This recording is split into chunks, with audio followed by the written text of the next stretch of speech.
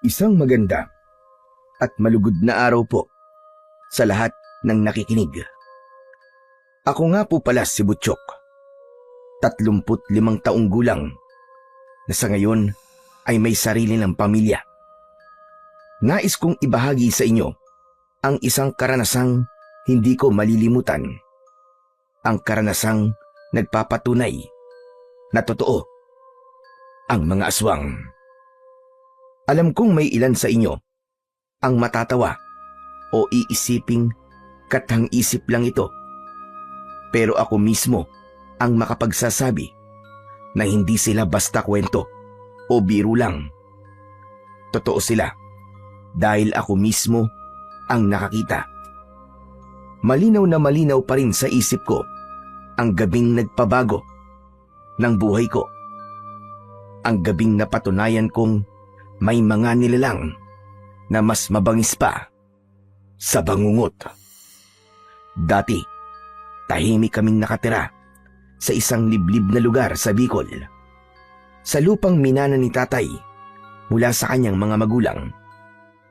Wala kaming kapitbahay doon at tanging bahay lang namin ang nakatirik sa lupain yon. Wala rin kaming kuryente, kaya lampara lang ang gamit namin sa gabi. Wala rin kaming kalendaryo. Malalaman lang naming may okasyon tulad ng bagong taon o pista kapag nakakarinig kami ng paputok mula sa malayo o hindi naman kaya ay malakas na tugtugin. Swerte na lang namin at niregaluhan si tatay ng kasamahan niya sa pangangaso ng relo, kaya kahit papano alam namin ang oras. Malayo din ang paaralan mula sa bahay namin, kaya madalas akong hindi nakakapasok. Sa isang buwan, swerte na kung makapasok ako sa paaralan ng 5 beses. Kaya kalaunan, huminto na rin ako sa pag-aaral. Sa pagkakaalala ko, mga 13 taong gulang pa lang ako noong mangyari ito. Kasama ko ang aking nanay na noon ay 9 na buwang buntis sa bunso kong kapatid. Habang si tatay naman ay nangangaso na siyang ikinabubuhay namin. Sa mga panahong ito, hindi ako isinasama ni tatay sa pangangaso dahil alam niyang anumang oras ay maaaring manganak na si nanay. Ano ba yan? Nasaan na ba ang tatay mo, Butchok? Gabi na, pero wala pa rin siya. Madalas naman kahit nagabihin siya, hindi naman siya umaabot ng ganitong oras. Mas maaga pa rin siyang nakakauwi. Baka naman po maraming hayop po na nahuli ngayon si tatay. Kaya natagalan po si tatay, Nay. Hindi po ba? Dinadala pa nila yun sa bayan para ibenta. Siguro po, tinatapos lang niya ang pagbibenta. At isa pa, naghahati-hati po sila ng mga kasama niya sa pere. Oo nga, pero iba ang pakiramdam ko ngayon. Abay parang may mali. Ngayon lang siya natagalan ng ganito. Noong kamakailan naman, kahit malayo pa ang gubat na pupuntahan nila, siguradong bago mag-alas 9, ay narito na siya. Baka po napagod lang si tatay at nagpahinga lang po saglit. Mamaya lang po siguro darating na po yun. Nay, kumalma ka lang. Wala ka namang makukuha sa kakaisip mo ng kung ano-ano dyan eh. Hindi ko talaga maiwasang hindi kabahan. Kanina pa ako nag-aalala sa tatay mo, Butchok. Nay, sabi ko nga po sa inyo, kumalma lang po kayo. Baka sa kakaisip niyo po ng masama, makaapekto po yan kay Bunso. Sabi nga po ni tatay, kapag ang buntis daw po ay palaging nag-iisip ng masama, pati yung bata sa loob ng tiyan, nadadamay. Madilim-dilim na kasi sa labas, anak. Tapos ang tahimik ng paligid. Ganito rin dati, nung gabing umuwi ang tatay mo at ibinalita sa atin sa kabilang bayan na wawala ang baka ng kumpare niya at kinabukasan ay patay na. Hay nako, si nanay talaga oh, kung ano-ano po iniisip niyo eh. Baka naman po nagkataon lang yun. Huwag mo nang ikumpara pa kay tatay. Si tatay po tao, yun naman po hayop. Mukha lang pong hayop si tatay, pero tao talaga siya. Talagang nagawa mo pa magbiro sa mga oras na ito. Pasaway ka talaga.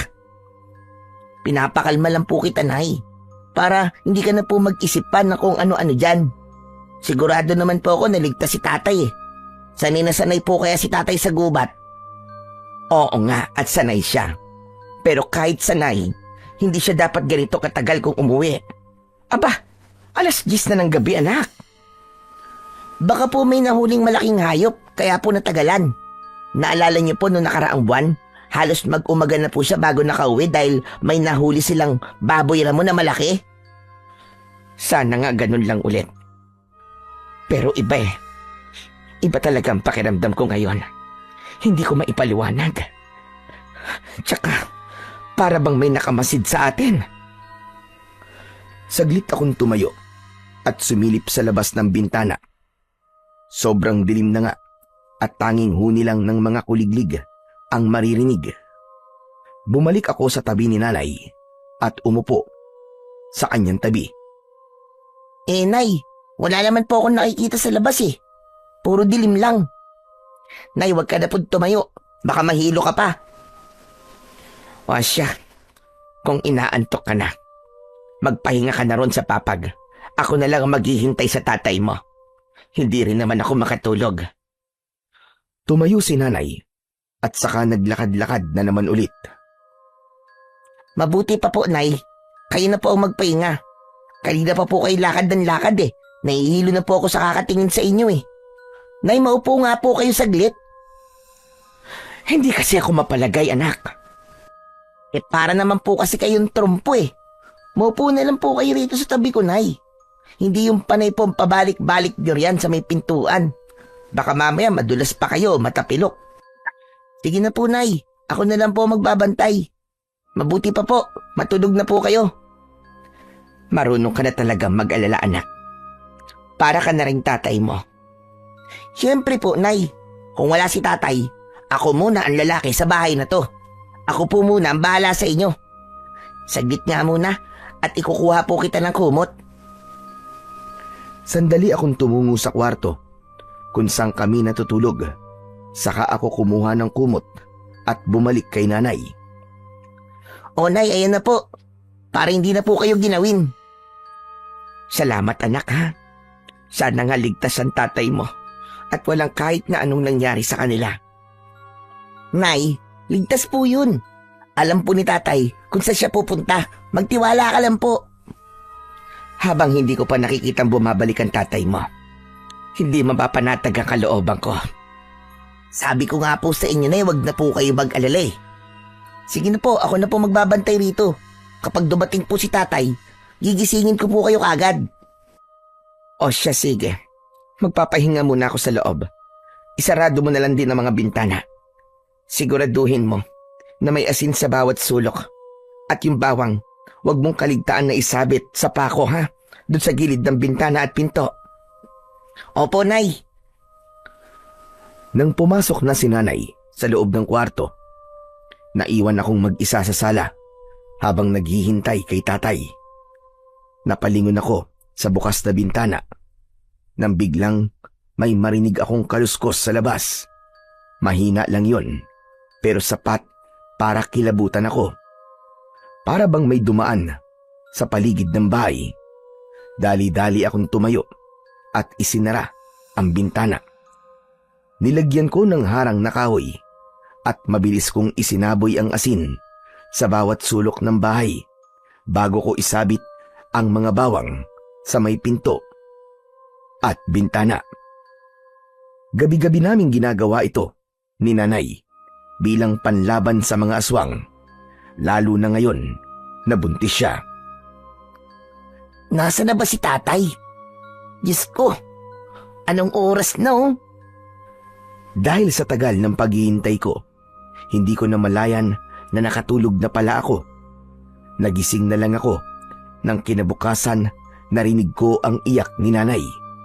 Dali-dali akong tumayo at sumilip sa labas. Namataan ko doon ang mga taong kasamahan ni tatay sa pangangaso.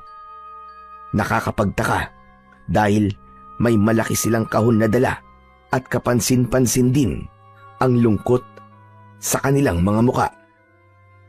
Nay! Ano po nangyayari? Bakit po kayo umiiyak? Ang tatay mo, Butchok! Ang tatay mo! Bakit, Nay? Ano po nangyari kay tatay? Wala na ang tatay mo. Patay na siya. Ho! Paano po? Hindi, nagbibiro ka lang, Nay. Hindi pa patay si tatay. Nasaan siya? Palagay mo ba? May panahon pa ako magbiro. Ha, Butchok? Nanay naman eh. Bawiin mo ang sinabi mo. Hindi pa patay si tatay. Hindi pa siya patay. Dahan-dahang binuksan ni nanay ang malaking kahon at doon ko nakita ang katawan ni tatay. Wala na siyang buhay. Halos hindi ko maigalaw ang sarili kong katawan sa gulat. Si nanay ay napasigaw sa iyak habang yakap-yakap ang malamig na katawan ni tatay. Kaawa-awa ang itsura niya. Para siyang pinaglaruan. Wala nang lamang loob ang kanyang tiyan. Ang mga mata niya ay wala na rin at nakalawit ang kanyang dila. Halos hindi ko kayanin ang nakita ko. Nanlambot ako at pakiramdam ko ay umiikot ang paligid. Hindi ko maipaliwanag ang takot at lungkot na nararamdaman ko noon.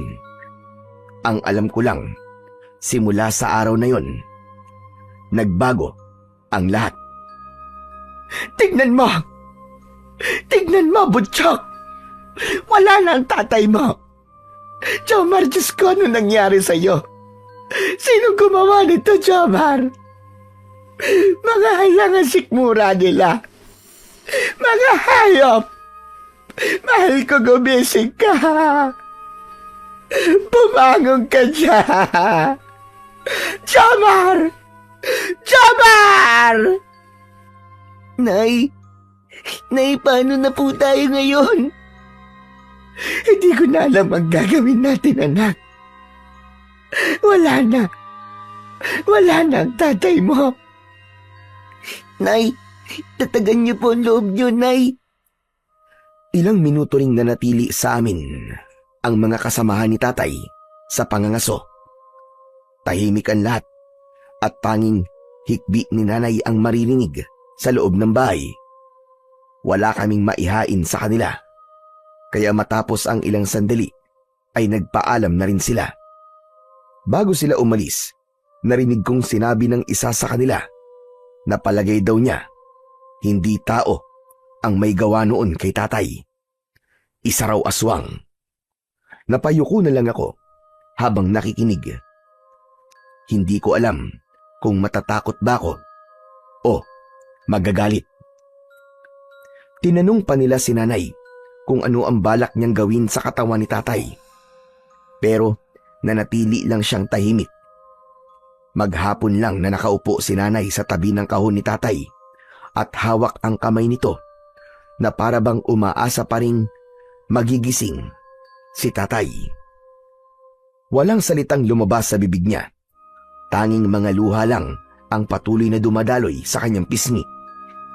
Dahil sa isang araw na ang nakalipas, naaamoy ko na ang nabubulok na katawan ni tatay at medyo lumulobo na rin ito. Nay, saan po natin ililibing si tatay? Hindi ko alam. Hindi ko alam, anak. May pamisa sa simbahan para sa tatay mo. Wala tayong maibayad. Kahit nga lang sana maipaimbalsa mo natin ang katawan niya. Pero wala talaga tayong pera, anak. Ang sakit isipin na kahit na sa huling sandali niya, hindi natin siya nabigyan ng maayos na burol. Nay, wag niyo na pong isipin yan. Mag-uukay na lang po ako sa labas. Malapit po dun sa puno ng mangga. Doon na lang po natin siya ililibing, Nay. Mas mabuti na po yun kaysa manatili pa rito sa loob ng bahay at bumaho po ang katawan ni tatay. Ang hirap tanggapin, anak. Hindi man lang natin siya nabigyan ng maayos na libing. Ni kabaong na maayos. Gamit lang natin itong kahong pinagdalhan sa kanya. Diyos ko, kawawa naman ang tatay mo, anak. Nay, alam ko pong mahirap. Pero sigurado po akong maiintindihan ni tatay. Alam naman po niya ang kalagayan natin eh. Kapag po nagkaroon tayo ng sapat na pera, saka natin siya inilipat sa sementeryo. Pero sa ngayon po, dito muna siya.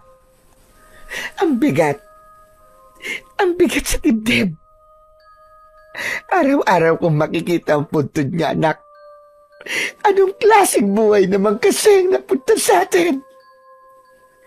Nay, mas maganda na po yung malapit lang si tatay sa atin. Para araw-araw po natin siya madalaw. Kapag kakausapin mo siya, maririnig niya po kayo. Mabuti ka pa, anak. Napaka-positibo mo. Nay, wala na po si tatay. Ako na lang po ang lalaki rito sa bahay. Ako na po mag-aalaga sa inyo. At sa darating kong kapatid. Salamat. Salamat, anak. Hindi ko alam kung paano ko kakayanin ito kung wala ka. Nay, kaya po natin to. Hindi po gusto ni tatay na makikita kayong umiiyak araw-araw. Ang gusto po niya, magpatuloy po tayo kahit mahirap. Salamat, anak, ha? Pero bago mo sana hukayin ang libingan ng tatay mo, tulungan mo muna akong ayusin ang katawan niya. Gusto kong malinis siya bago natin ilibing. Opo, Nay. Gagawin po natin yon. Magiging payapa na po si tatay. Bumaling si nanay kay tatay. Sa kanya hinaplos ang mukha nito. Mahal kong asawa. Huwag mo na kaming isipin pa, mahal ko. Ako na ang bahala sa mga bata. Magpahinga ka na ng maluwag. Opo, Tay. Sana po, maayos na po ang sitwasyon niyo dyan sa langit. Tay, ako na rin po ang bahala kay nanay at sa kapatid ko. Matapos naming magpaalam at ayusan si tatay, tinulungan na ako ni nanay sa pagbubungkal ng lupa sa likod ng bahay namin, katabi ng punong mangga. Nang sapat na ang lalim, nilagay na namin ang karton ni tatay doon. Mabigat sa loob namin na walang maayos na libing si tatay, pero hindi naman pwedeng hintayin pa na magkaroon kami ng pera para mailibing siya. Paano na tayo nito, Butchok? Saan na tayo kukuha ng pera pang gastos natin sa araw-araw? Nay, ako na po ang papalit kay tatay sa pangangaso. Kaya mo ba, anak? Kakayanin ko po. Salamat talaga, anak. Napakabata mo pa, pero ang dami ng responsibilidad na kailangan mo saluhin. Pasensya ka na, ha? Wala po yun, Nay. At isa pa po, sanay naman po ako sa mga gawain sa pangangaso eh. Siya nga pala, anak. Napag-usapan kasi namin ng kaibigan ng tatay mo kung may gusto bang bumili ng lote. Balak ko sanang ibenta ang kalahati nitong lupa natin para pandagdag na rin sa gastusin natin. Ayos lang ba sa'yo? Wala pong kaso sa akin yun, Nay. Para rin naman po sa atin yun. May nahanap kasi siyang gustong bumili. Mag-ama raw eh. Ang sabi ko, kahit 10,000 na lang, total, maliit lang naman ang lupang ibibenta natin. Pero galante, anak, ang sabi, kahit 20,000 pa raw, handa nilang bilhin. Aba, di naman po pala eh. Maganda nga po yun, Nay. Naghahanap kasi sila ng pagtatayuan nila ng bahay. Masaya nga ako, anak, kasi may magiging kapitbahay na tayo kapag nagkataon na bilhin talaga nila ang kalahati nitong lote natin. Sana nga po, Nay. Malaki rin po ang perang yun at malaking tulong na rin po sa atin. Lalo na po sa inyo na manganganak na po. Kaya nga, anak, Pero wag ka mag-alala. Mamaya, darating ng mag-ama. Titignan nila ang binibentang bakanting lote natin. Sana nga, mabili na talaga. Kinahapunan, dumating na nga ang mag-amang bibili ng bakanting lote namin. Nakasakay sila sa mamahaling sasakyan. Kaya masasabi kong may kaya talaga sila. Ang nakapagtataka lang, bakit dito pa sila bibili ng lupang pagtitirikan ng bahay nila? Dahil kung tutuusin, liblib na ang bahagi ng lupa namin. Magandang hapon po. Pasok po kayo.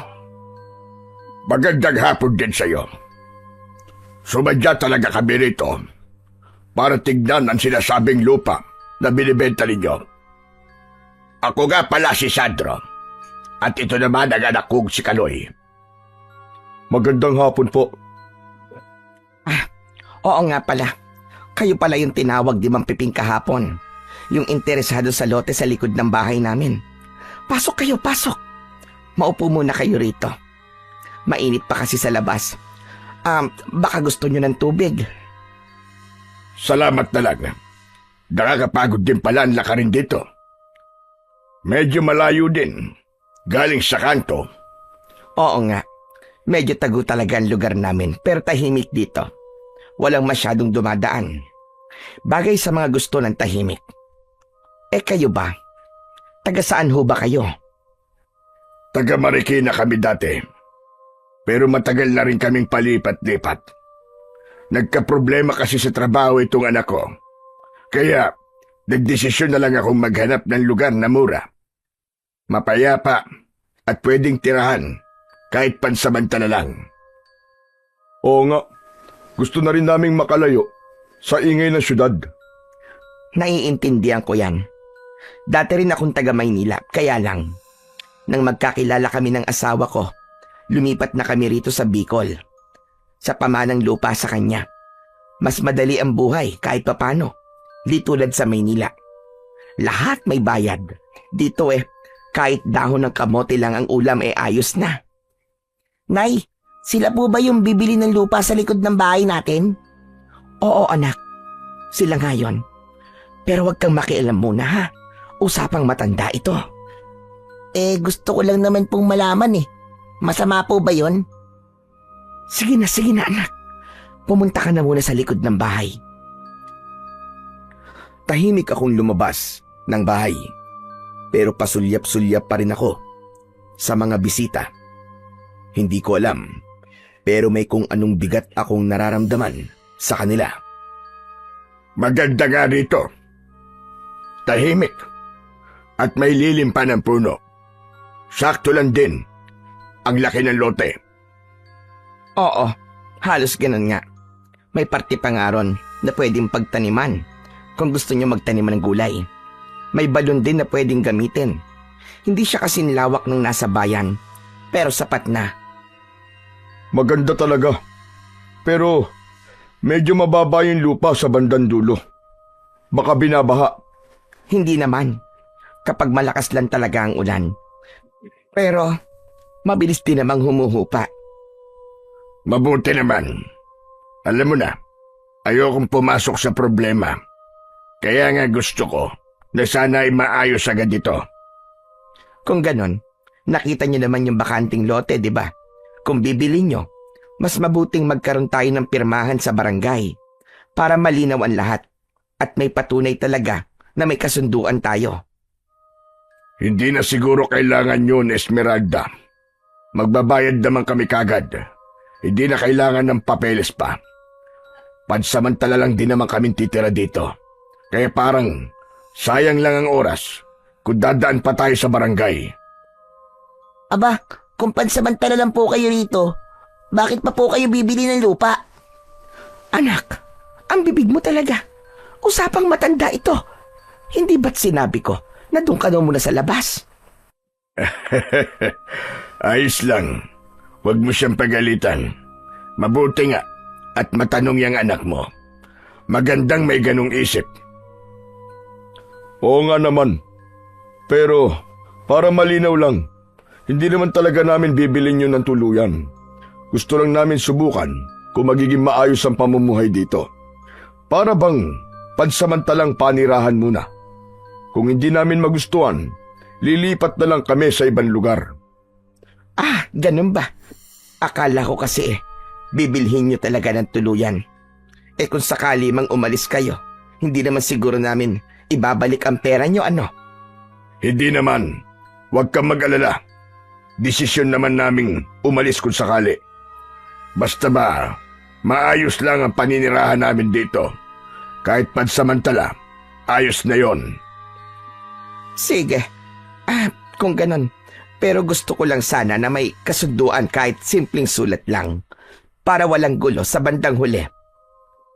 Pwede rin siguro yun. Pero baka pwedeng kami na lang ang gumawa ng kasunduan. Tapos pirmahan na lang natin dito. Huwag na tayong dumaan pa sa barangay. Sige. Maaari naman yon. Habang nag-uusap sila ni Nanay, napansin ko na panay ang tingin ng dalawa sa tiyan ni Nanay. Para bang may kung anong tinitignan sila roon. Hindi ko alam kung bakit, pero bigla akong kinilabutan. Para bang may malamig na hangin na dumaan sa bato ko, pababa sa likod ko. Mabilis kong kinuha ang balabal at itinakip sa tiyan ni Nanay. Ano ba yan, anak? Nako, pagpasensyahan nyo na ang batang ito, ha? Masyadong maalalahanin. Mula nang mawala kasi ang tatay niya, siya na lang ang lagi kong kasama. Kaya siguro ganyan yan. Para bang laging nagbabantay. Walang problema. Mabuti nga yan. May malasakit sa magulang. Oo, bihira na yung ganyang kabataan ngayon. Pero, matanong ko lang, ilang buwan na ba ang pinagbubuntis mo, Esmeralda? 9 na buwan na ito. Hindi ko nga alam kung anong araw ako manganganak. Pero sa palagay ko ay malapit na. Bakit nyo nga pala naitanong? Wala naman. Napansin lang namin kasi parang malikot na ang bata sa tiyan mo. Normal lang po yon. Malusog po kasi ang kapatid ko. Tahimik na tumango ang dalawa. Pero may kakaibang ngiti sa mga labi nila. Hindi ko alam kung anong ibig sabihin nun. Pero parang hindi ako mapakali. Oh, kung ayos na ang lahat, magbabayad na kami. Cash na lang, para tapos na. Po?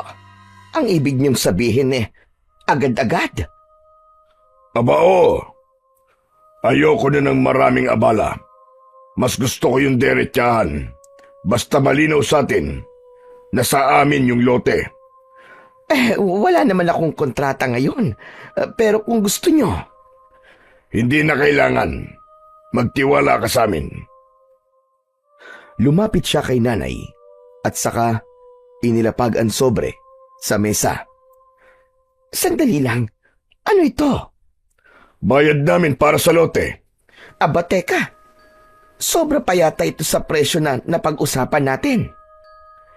Isipin mo na lang. Para sa abala. Aba, ang laking halaga nito. Maliit lang yan para sa amin. O siya, mauna na po kami. O sige, mag-iingat kayo. At maraming salamat. Malapit ng dumilim, nang tuluyang umalis na sina Mang Sandro at Kaloy. Bago sila lumakad, huling beses pa silang sumulyap sa tiyan ni Nanay habang pinagmamasdan namin ni Nanay ang papalayong anino nila. Hindi ko maiwasang mapansin na masyadong magaan ang lakad nila. Parang hindi man lang bumabaka sa lupa ang kanilang mga paa. Nay, alam nyo, parang hindi ko po sila gusto. Ang pangit po ng mga mukha nila. Butchok, ang ugali mo ha? Huwag kang basta manghuhusga ng tao, anak. Baka pagod lang yung mga taong yon, kaya ganon.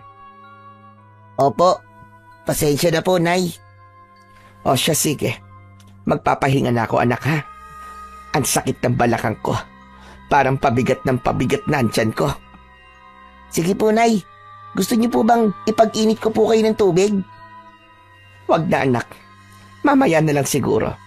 Magpapahinga na lang muna ako. Nay, gusto niyo po bang isara ko po yung pinto?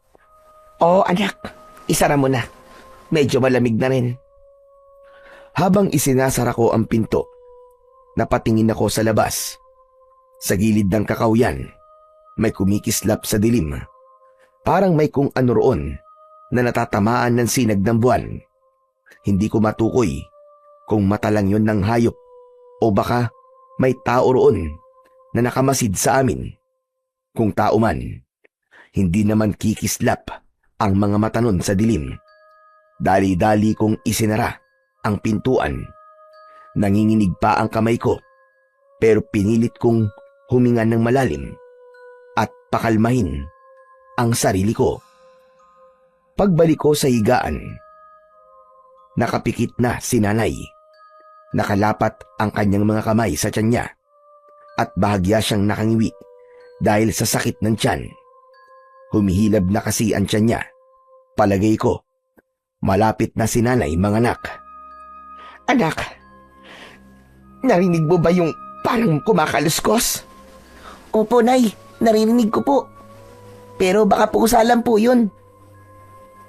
Pero kakaiba eh. Parang kinakalmot yung kawayan natin. Huwag po kayo mag-alala, Nay. Nandito lang po ako. Matulog na po kayo. Gigisingin ko na lang po kayo kapag nakaluto na ako. O siya, sige. Magpapahinga lang muna ako dito saglit. Napakasakit na talaga ng bewang ko. Palagay ko anumang oras puputok na ang panubigan ko. Naku, paano po ba yan, Nay? Gusto niyo po ba ipuntahan ko na po si Kapiring, yung nagpapanak po sa bayan? Kaso po, baka matagal lang yun bago po ako makabalik. Hindi na anak. Kaya ko naman manganak na tayong dalawa lang. Basta ba'y, tulungan mo lang ako. Ha? Kaya niyo po ba talaga, Nay? Ganito na lang. Kung hindi pa ako manganganak ngayong gabi, bukas ng umaga, bababa tayo sa bayan at pupunta tayo ng sentro. Mas mabuting doon na ako manganak. Tama po, Nay. Ay, teka nga muna. At ipagluluto na po kita ng mainit na sabaw. O sige anak, mabuti pa nga. Saglit kong iniwan si nanay para magluto ng makakain namin. Pero bigla akong natigilan nang marinig ko ang sigaw niya mula sa silid. Butchok! Butchok anak! Anak! Nay! Nay, bakit po? Ang sakit! Ang sakit ng tiyan ko! Parang lalabas na anak!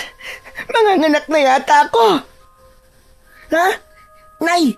Manganganak na po ba talaga kayo? Oo anak! Parang ngayon na! Hindi ko na kaya anak! Ayun na! Nataranta ako. Halos hindi ko alam kung ano ang gagawin. Para bang bigla na lamang na blanko ang isipan ko.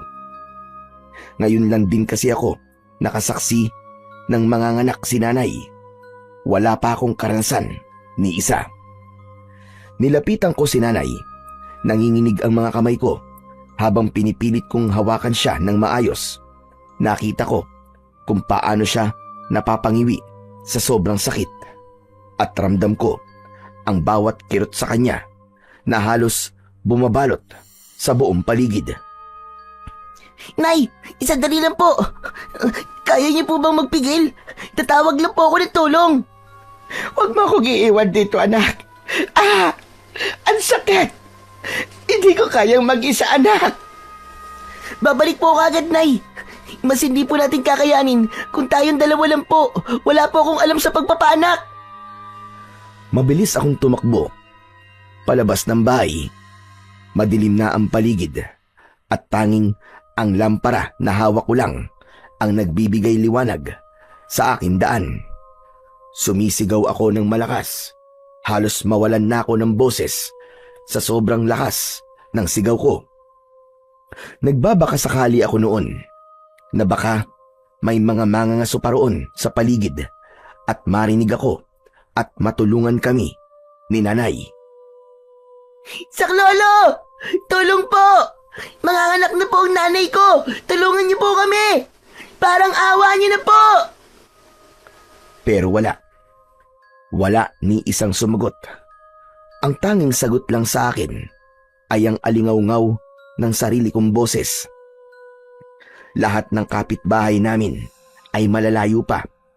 Halos ilang kilometro pa ang layo sa bahay namin. Mabilis akong bumalik sa bahay. Pero pagpasok ko, nanlaki ang mga mata ko sa nakita ko. Nakahandusay si nanay, umiiyak sa sakit. Pero sa paanan niya, may isang nilalang. Maitim, payat, mahaba ang dila, at dumidila sa dugo na umaagos sa binti ni nanay. Diyos ko po! Aswang! Anak, tulungan mo ako! Tulungan mo ako, anak! Leche ka! Layuan mo ang nanay ko! Peste ka! Walang iya ka!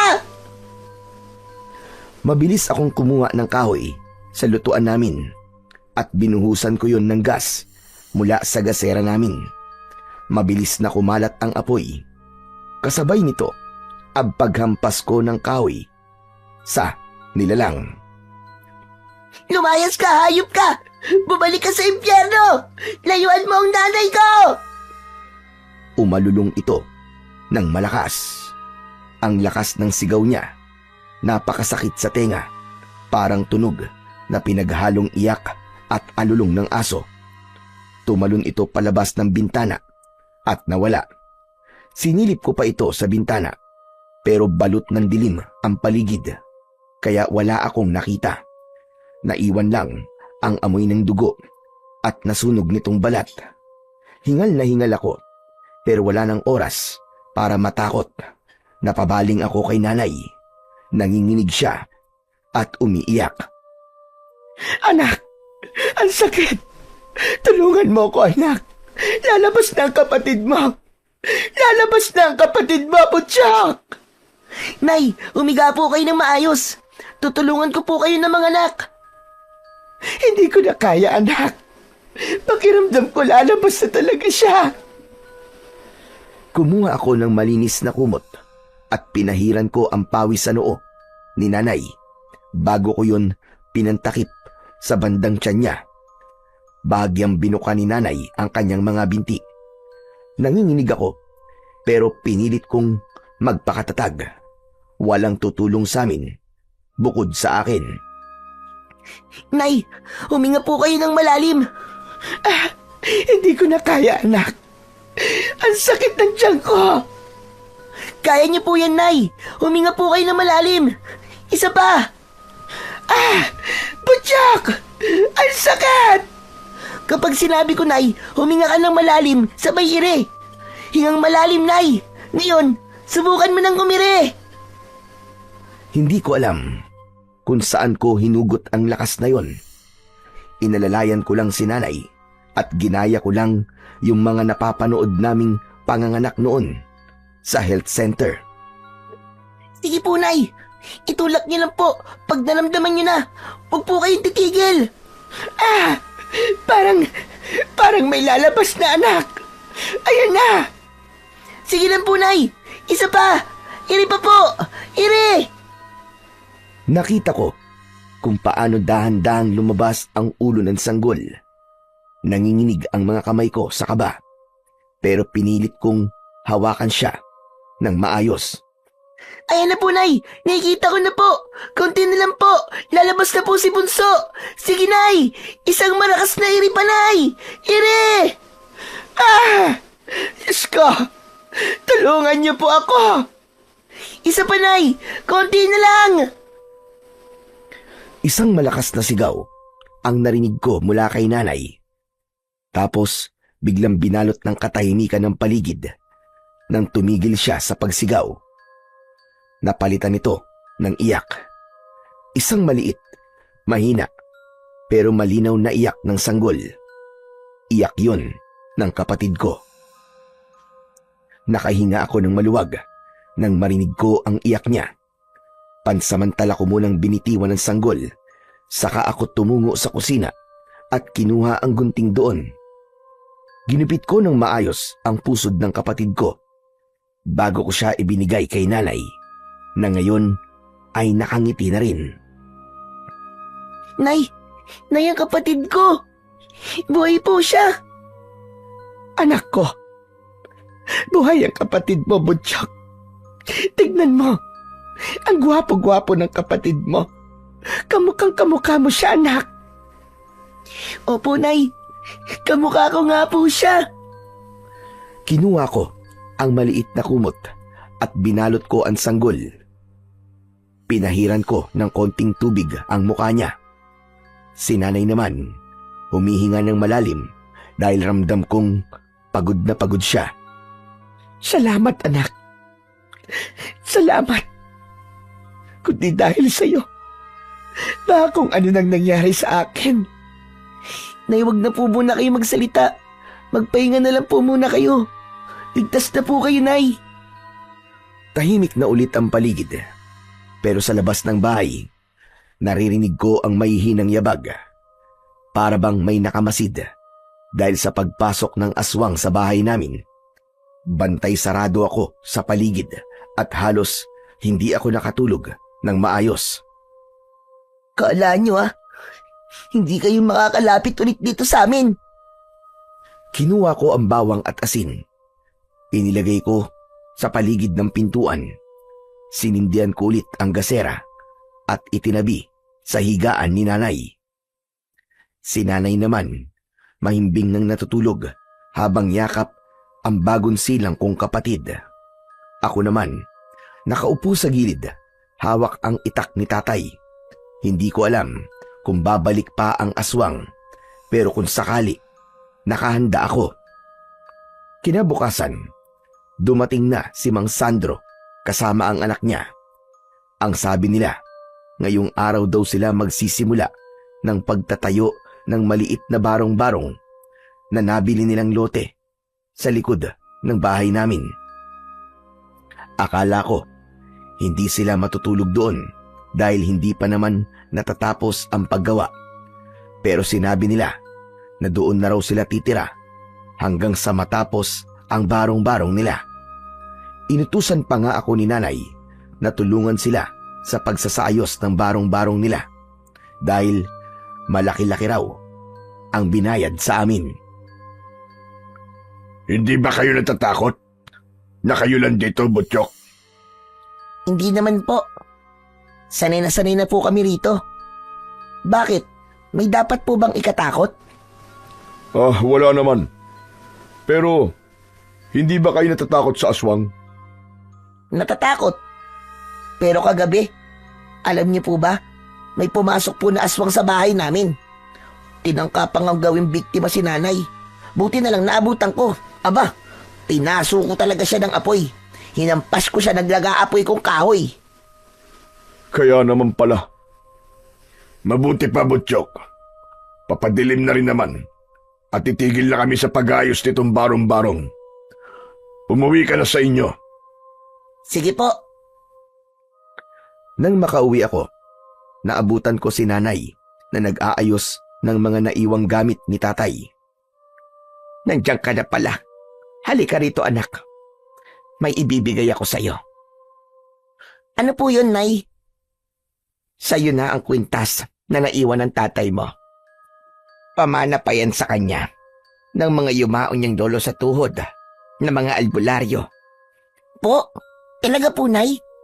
Akin na lang po ito. Oo, anak. Tinatawag nila ang kwintas na yan na mata ng katotohanan. Sinasabi nila na nakikita niya ng mga bagay na hindi nakikita ng normal na mga tao. Mga lihim, mga nilalang, at mga tagunlugar. Mata ng katotohanan? Aba, parang nakakatakot po pakinggan. Hindi mo yan dapat katakutan, anak. Para yan sa proteksyon at paggabay. Noon, ginamit ng lolo mo upang makita ang mga panganib at ituro kung ano ang tama at mali sa paligid ng tao. Pero Nay, paano po ba yung gamitin? Una, hawakan mo lang ito sa iyong kamay at maging tahimik. Pakinggan mo ang sarili mong damdamin at magtiwala ka sa mata ng kwintas. Ipapakita nito sa iyo ang mga bagay na kailangan mong makita. Mga lihim ng tao o mga nilalang. Kahit anong itinatago sa dilim, makikita mo yon. Kaya ko po ba yun, Nay? Hindi po ako gaya ng tatay ko o ng lolo niya. Anak, hindi mo kailangan maging kagaya nila. Ang kailangan mo lang ay tapang at pag-iingat. At higit sa lahat, puso na mabuti. Kapag ginamit mo ito ng tama, makakatulong ito sa iyo at sa mga taong mahal mo. Para pong mabigat na ya. Hindi naman. Mabigat lang sa isipan at damdamin kapag ginagamit mo ito sa mali. Huwag kang matakot, anak. Lagi mong alalahanin para sa kabutihan at proteksyon niyan. Nay, maraming salamat po. Pakiramdam ko po tuloy. Nadagdagan po ang mga mata ko na para bang nasa akin na po ngayon ang kayang makita ang mga bagay na dati ay hindi ko alam. Yung po bang parang third eye? Tama ka, anak. Pero tandaan mo, hindi lahat ng nakikita mo ay dapat sabihing totoo kagad. Kailangan mo mag-isip, mag-obserba, at maging maingat. Ang mata ng katotohanan ay nagbibigay liwanag. Pero pwede rin itong magpahamak sa taong hindi handa. Opo, Nay. Pangako. Gagamitin ko po ito ng maayos. Alam kong kaya mo, anak. At kahit na wala ng tatay mo, ang lolo niya at ang kanyang pamilya ay patuloy na gumagabay sa iyo sa pamamagitan ng pamana nila. Ngayon, itago mo na yan sa ligtas na lugar at pagdating ng oras, malalaman mo ang buong kapangyarihan niyan. Opo, Nay. Siya nga pala, nagluto ako ng adobong usa.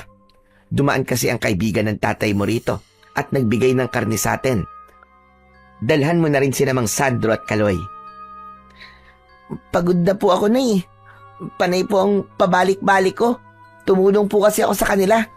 Asos, huwag ka na magreklamo pa. Dapat nga ay mahiya ka dahil ang laki ng binayad ng mga yun sa atin. Sige na, tumayo ka na dyan. Mamaya paluin kita, sige ka. Ano ba naman yan? Ito na nga po. Joke lang yon, anak. O siya, sige, bantayan mo muna ang kapatid mo dyan. Kukunin ko lang ang ulam na ibibigay mo kina Mang Sandro. Opo. Pansamantala munang tumungo si nanay sa kusina. Pagbalik niya, inabot niya na sa akin ang isang mangkok ng adobong usa na ibibigay daw namin kina Mang Sandro. Maingat kong tinanggap yon at agad akong naglakad papunta sa likod ng bahay. Habang papalapit ako, narinig kong parang nagtatalo sina Mang Sandro at ang anak niya. Hindi ko maintindihan kung tungkol saan, pero halata sa boses nila ang galit at inis. Hindi ba sinabi ko na sa'yo na huwag ka kasing padalos-dalos? Hindi porket bata yan, minamaliit mo na. Leching hindi magkakaganito ang balit ko. Kung hindi dahil doon, buwisit. Ang tigas kasi ng bumbunan mo. Sinabihan na kita, lalo na ngayon at tumihina ka na. May araw din siya sa akin. Tandaan niya yan. Iyang ka na naman Hindi ka pa ba nadadala? Bahagya akong kumatok sa pintuan nila at agad namang natigil ang pagtatalo ng mag-ama. Ilang sandali pa, binuksan ni Kaloy ang pinto. Pagbukas niya, bumungad sa akin si Mang Sandro. Nakahubad ang itaas na bahagi ng katawan at bahagyang lapnos ang balat sa kanyang likuran. Napakunot ang noo ko. Hindi ko maiwasang mag-isip kung ano ang nangyari sa kanya. Hala, ano po nangyari sa inyo, Mang Sandro? Wala ito, iho. Nadikit lang ako sa mainit na kawayan kaninang umaga habang nag-aayos ng bubong. Ang lalim po yata na sugat niyo. Parang hindi lang po basta napaso. Huwag mo na yung pagtuunan ng pansin, Butchok. Sinabihan ko na nga si tatay na magpahinga muna siya. Pero matigas ang ulo Gusto pa rin magtrabaho kahit sugatan. Paano ba naman anak? Kailangan matapos na kagad ang barong-barong natin. Sayang ang oras kung hihinto pa ako. Pero, Mang Sandro, parang sariwa pa po ang sugat nyo ah. Baka pwedeng lagyan po ng gamot. Alam niyo po ba baka hindi lang po paso yan. Baka po nakasagi kayo ng kung ano. May albularyo po sa kabilang baryo. Baka matulungan po kayo. Anong albularyo? Hindi ko kailangan nun. Sanay na ako sa ganitong paso. Madali lang itong gagaling. Oo nga naman. Sabi nga ni tatay, huwag mo nang alalahanin. Pasensya na po. Akala ko lang po kasi masama na ang kalagayan. Ito nga po pala yung adobong usa. Pinabibigay po ni nanay. Aba, maraming salamat naman sa nanay mo, iho. Napakabait niyo talaga sa akin. Adobo? Aba, mabango ah. Opo, kakaluto lang po ni nanay kanina. Sabi niya kahit papano daw, may maibalik daw kaming kabutihan sa inyo. Salamat talaga. Sabihin mo sa nanay mo, babawi rin kami sa susunod. Sige po, Man Sandro. Sana po, gumaling po kagad yung likod nyo. Oo. Huwag kang mag-alala. Gagaling din ito. Sige po, uwi na po ako, Mang Sandro. Mang Kaloy. Sige, mag-iingat ka sa daan. Kahit naglalakad na ako pauwi, iniisip ko pa rin kung saan galing ang sugat ni Mang Sandro. Kakaiba kasi, para bang sinadyang sunugin. Kinaumagahan, abala si nanay sa pagwawalis sa bakuran namin, habang si Mang Kaloy ay nag-aayos ng mga kahoy sa tabi. Napansin ko na napapadalas ang tawanan at pag-uusap nilang dalawa simula nang dumating sila rito. Habang tumatagal, napansin kong laging nandyan si Kaloy sa bahay. Madalas silang magkausap ni nanay tungkol sa kung ano-ano lang. Pero minsan, para bang may kakaiba. Nakikita ko kung paano siya ngumiti kay nanay at kung paano rin minsan si nanay ay parang nahihiyang ngumiti pabalik. Ang sipag mo pala talaga, Esmeralda. Kahit maaga pa, nagtatrabaho ka na kagad. Partida, may inaalagaan ka pa niyang sanggol, ha? Sanay naman na ako riyan. Kapag umaga, hindi ako mapakali. Para bang may kulang kapag hindi ako kumikilos. Ganyan din ang nanay ko nun eh. Kaya siguro, kapag may mga babaeng masipag, parang natutuwa kagad ako. Nako, marunong ka rin palang mambola, Kaloy. Aba, hindi pambobola yun. Totoo yun. Wala pa nga akong nakikitang kagaya mo rito sa baryo eh. Napakasipag mo kaya. Ulirang ina ka pa. Ganyan ang hinahanap ko sa isang babae. Wala ka talaga makikitang kagaya ko rito. Dahil wala naman tayong kapitbahay rito. Kahit naman siguro may kapitbahay, talagang kakaiba ka. Hay nako, ano ka ba? Baka mamaya marinig ka ng anak ko. Huwag ka namang ganyan. Bakit naman? Wala naman akong masamang ibig sabihin at saka wala ka naman ng asawa, di ba? Ako, wala rin naman akong nobya. Nako Kaloy, magkaiba tayo. Ikaw binata pa at ako naman may anak na. Mas mabuting magkaibigan na lang tayong dalawa. Paano kung ayokong hanggang kaibigan lang, Esmeralda? Kaloy, huwag mo nga akong biruin ng ganyan. Hindi naman kita binibiro eh. Ayaw mo ba nun? May tatayong ama na sa mga anak mo. Ang bilis mo naman, Kaloy. Kakakakilala pa nga lang natin. Teka, mabuti pa't papasok na muna ako sa loob. Maiwan na kita riyan. Hindi ko alam kung tama ba ang narinig ko kay Mang Sandro na nililigawan daw ni Mang Kaloy si nanay. Pero isang bagay ang sigurado ko, na nagiging malapit na sila. At sa tuwing magkasama sila, may kung anong pakiramdam akong hindi ko maipaliwanag. Para bang may hindi magandang mangyayari. Nay ikaw Akala mo ba, hindi ko alam na nagiging malapit na kayo ni Mang Kaloy? Sabi po ni Mang Sandro, nililigawan ka raw po ni Mang Kaloy. Totoo po ba yun? Papalitan niyo na po ba si tatay? Naku anak, ilang beses ko na yung tinatanggihan. Napakatigas talaga ng ulo ng taong yon. Eh bakit parang ang saya sa inyo po kapag nandito siya? Lagi ka pong nakangiti tapos kapag dumadaan siya, bigla ka pong nag-aayos ng buhok nyo. Aba, ano ka ba naman bata ka, Butchok? Babae rin ako. Siyempre, gusto kong maayos tignan kahit papano. Hindi lang dahil sa kanya yon, ha? Eh bakit? Para pong lagi siyang nandito sa atin. Minsan nga, mas madalas pa po siya dito kaysa sa mga kaibigan ni tatay na kilala niyo talaga eh.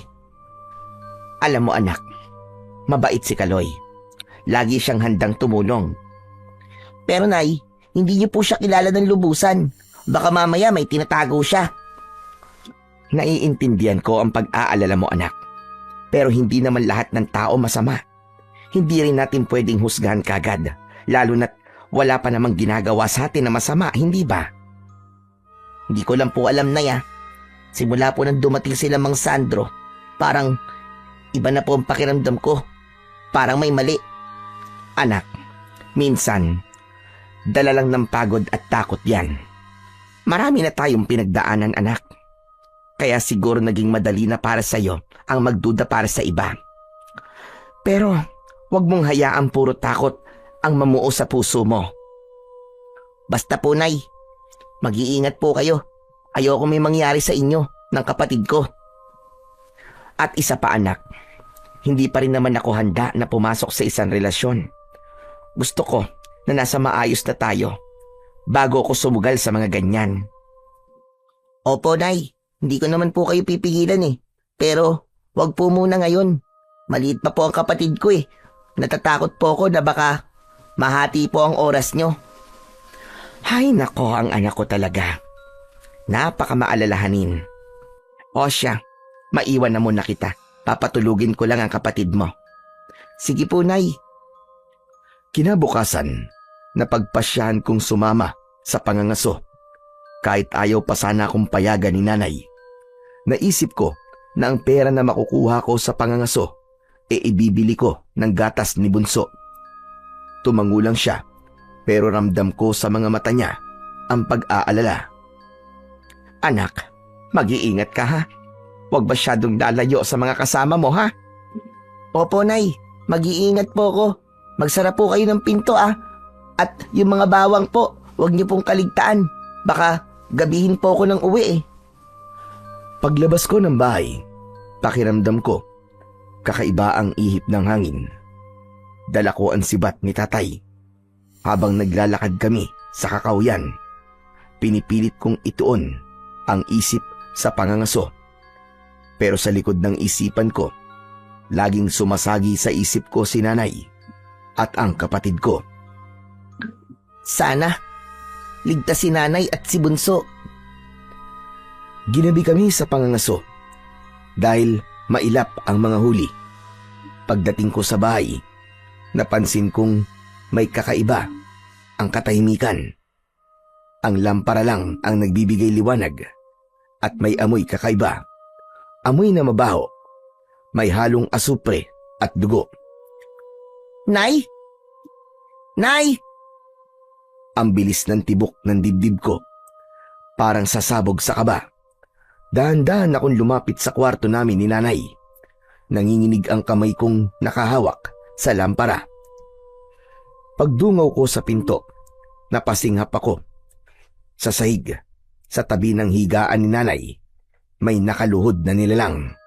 Nakayuko ito at may mahabang buhok na nakasayad hanggang lupa. Dahan-dahan itong gumagalaw, parang may kinakalikot sa harapan niya. Sa bawat hinga ko, parang lumalakas ang ingay ng pagdila at pagsupsup niya sa kung anuman. Ang mga kuko ng nilalang ay mahaba. Napakakikintab nito, lalo na kapag natatamaan ng liwanag ng lampara.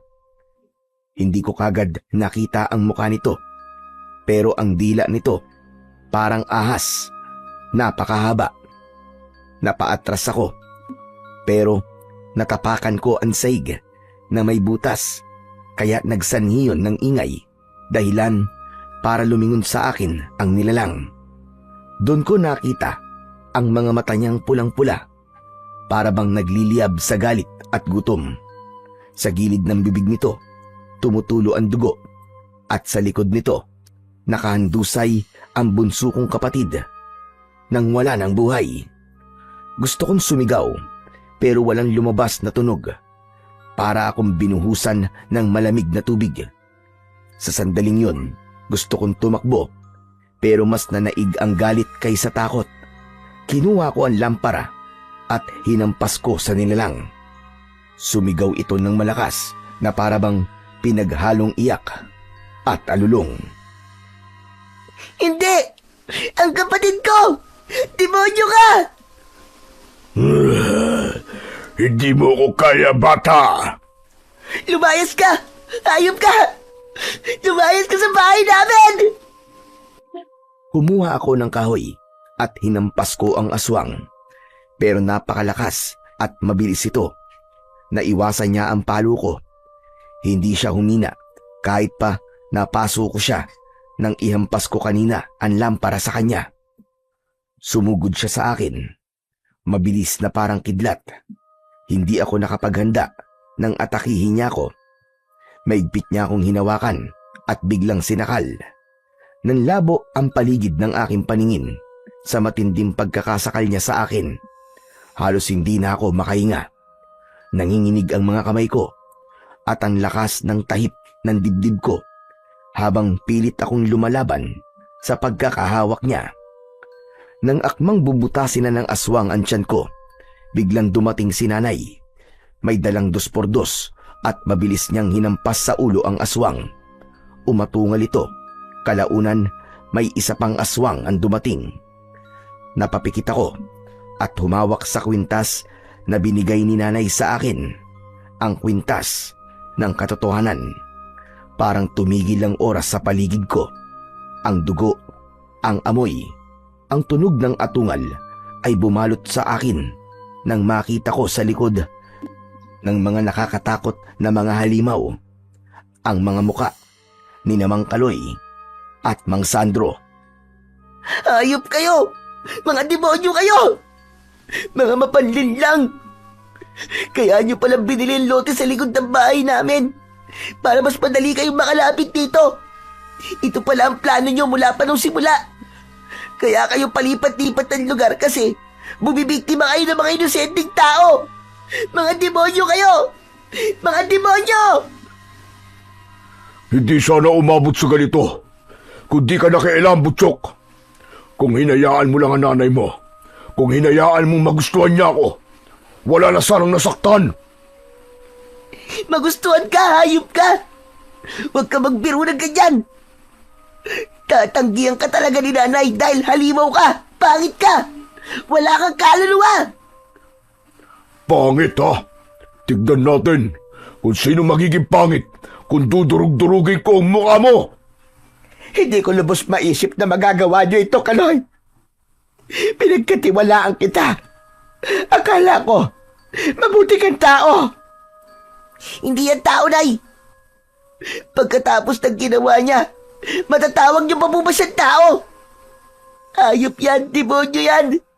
Kinain niya ang kapatid ko! Tama na at satsat! Tapusin na natin ang batang yan! Hindi ako magpapatalo sa inyo, mga demonyo! Maigpit kong hinawakan ng sibat na dala ko kanina sa pangangaso. Saka ako mabilis na sumugod kay Mang Sandro. Galit at takot ang bumabalot sa dibdib ko at bawat tibok ng puso ko ay parang tambol. Nakikita ko kung paano kumikilos ang dalawang aswang ng mabilis. Para bang anino sila at halos hindi ko masundan ang kanilang bilis. Nay, kunin niyo po yung buntot ng pagi! Pero bago pa makakilos si nanay, bigla siyang pinigilan ni Mang Kaloy. Layuan mo ang nanay ko! Hayop ka, Mang Kaloy!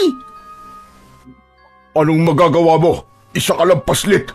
Hindi mo kami kaya. Kayang-kaya ko kayo! Nagkakamali ka! Sa imahinasyon mo lang yun. Iginapos ni Mang Kaloy si nanay gamit ang kumot namin. Galit akong sumugod sa kanila pero mabilis nila akong naiwasan. Mariin akong pumikit at nagdasal. Sa isang mabilis na galaw, natamaan ko ng sibat sa dibdib si Mang Sandro. Kinuha ko ang pagkakataong yun para tuluyang ibaon sa kanyang dibdib ang sibat. Umatungal siya. Si Mang Kaloy naman, susugod pa sana.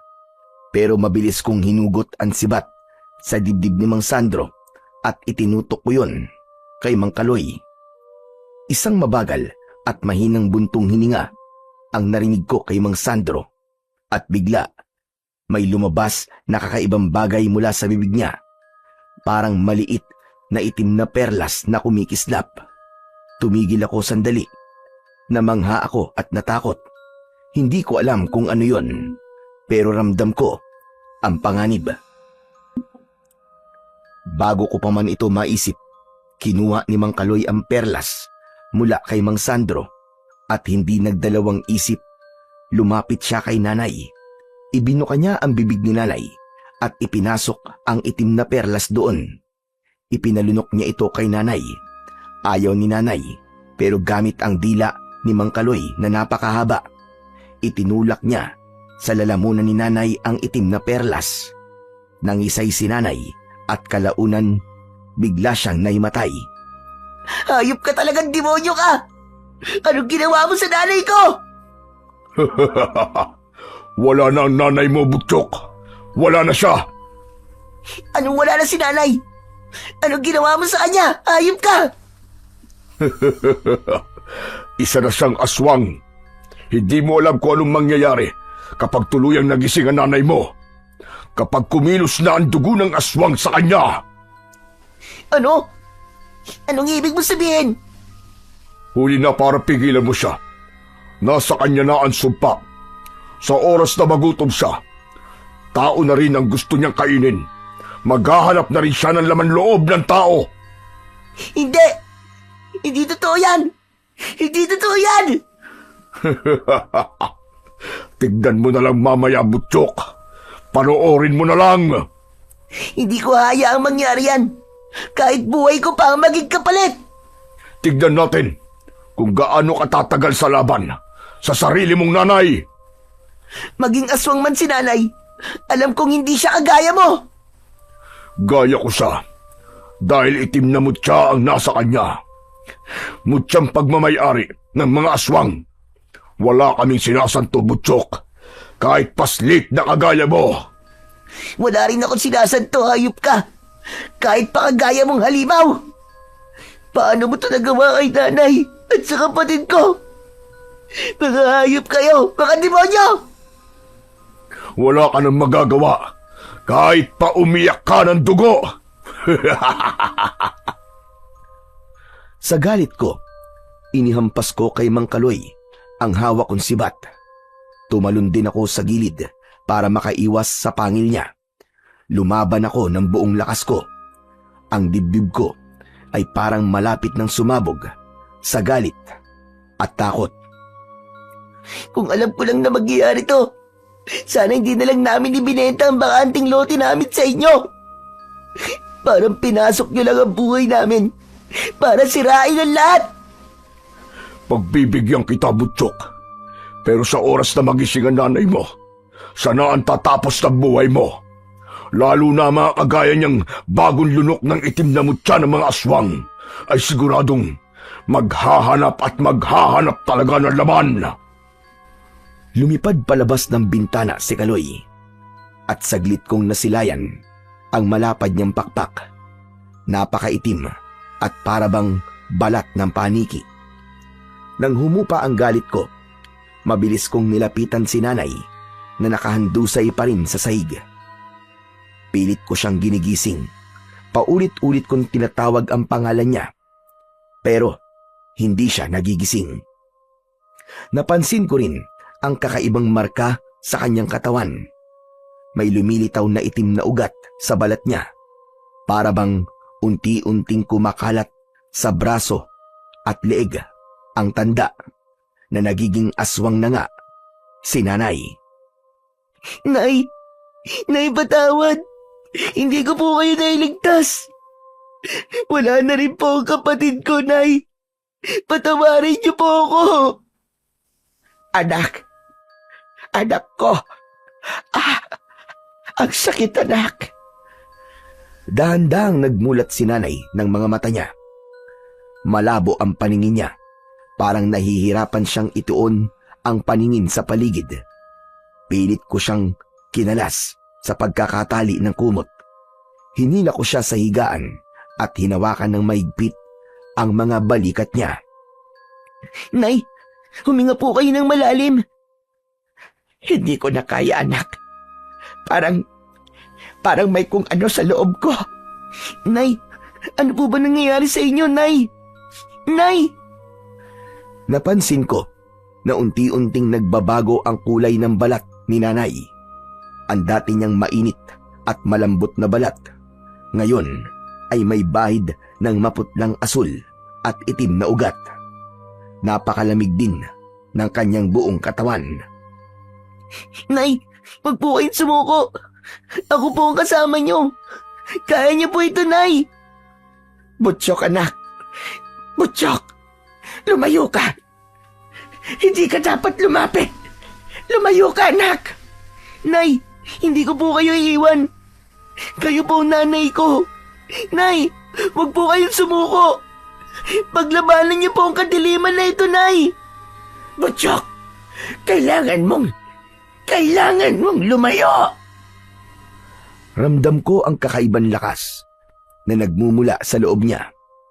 Ang mga mata niya ay unti-unting naging pula at ang boses niya unti-unti nang nagbabago. Nay, ako po ang anak niyo, si Butchok. Nay, ako po ang mag-aalaga sa inyo. Paglabanan niyo po yan. Napansin ko na hindi na makontrol ang katawan ni nanay. Para bang mas malakas siya kaysa sa normal. Ang bawat galaw niya ay punong-puno ng enerhiya. Parang hindi na ang nanay ko ang nasa harap ko. Hindi, Nay. Hindi maaari ito. Hindi ko kayo kayang mawala. Nakatingin ako sa kanya. Ramdam ko ang pangamba at galit. Ngunit higit sa lahat, ramdam ko pa rin ang konting liwanag sa mga mata niya. Parang may maliit pa rin na bahagi ng nanay ko ang lumalaban sa loob niya. Alam ko, kailangan ko siyang tulungan bago tuluyang mawala ang lahat.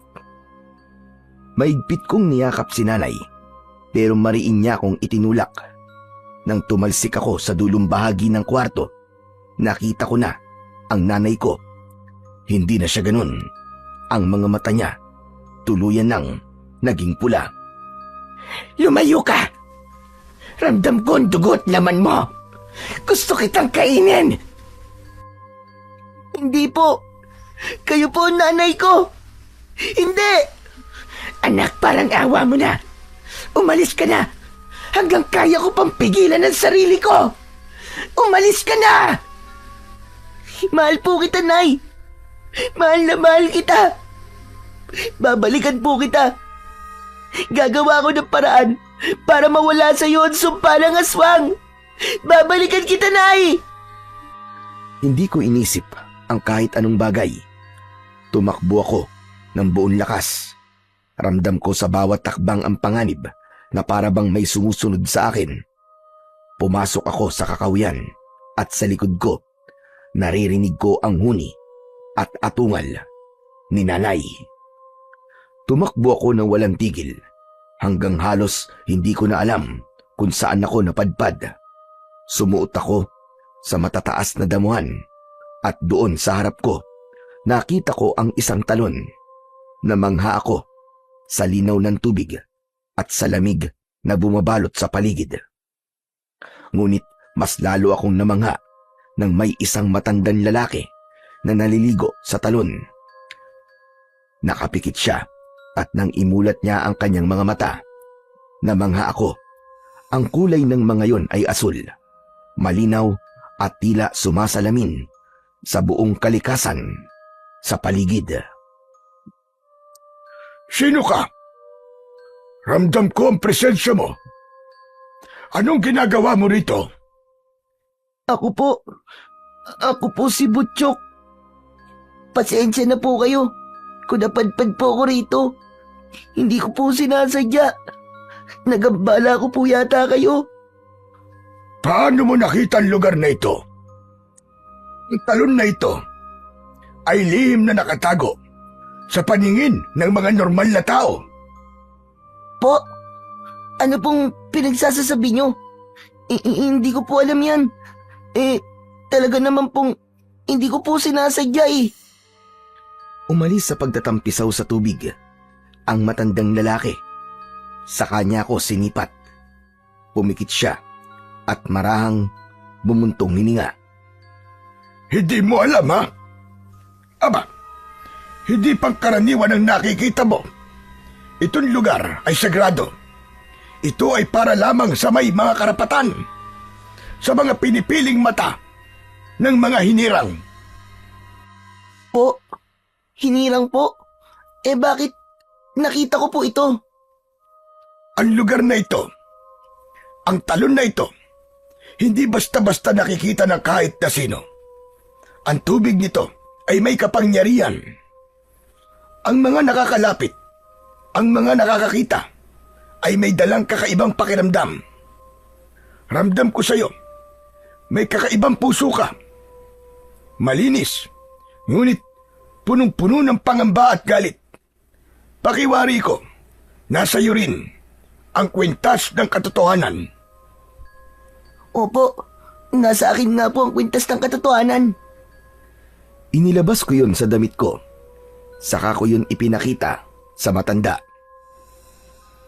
Paano niyo po yun nalaman? Ramdam ko, tulad ng ramdam mo ang tubig na bumabagsak sa talon. Tulad ng ramdam mo ang bawat hinga ng hangin at bawat sigaw ng kalikasan. Ramdam ko rin na nasa bingit ng panganib ng aswang ang nanay mo. Ang puso mo, bata, hindi ordinaryo. Hindi po totoo yan. Kung hindi ako ordinaryo, sana natulungan ko man lang si nanay. Wala po akong silbi. Ni pagtulong sa kapatid ko. Hindi ko nagawa. Alam ko ang galit mo, bata. Alam ko ang takot mo. Alam ko rin ang pagmamahal mo sa kapatid mo at sa nanay mo. Ngunit anak, ang mga bagay na nangyayari sa paligid mo ay hindi pangkaraniwan. Ang iyong nanay, siya'y napapaloob sa isang puwersa na hindi mo pa lubusang naiintindihan. Paano ko po matutulungan si nanay? May pag-asa pa po ba? Ang nanay mo, nagbabago man siya ng anyo, pero hindi pa huli ang lahat. Ngunit unti-unti siyang nadadala ng puwersang hindi makontrol. Kung tatagal pa, baka hindi na natin siya maibalik pa. Kaya mas mabuti na kumilos na tayo. Hindi pwedeng maging aswang ng tuluyan ang nanay ko. Kayo lang po makakatulong sa akin. Paano po natin siya may babalik, tatang? Kaya nga napadpad ka rito, Butchok.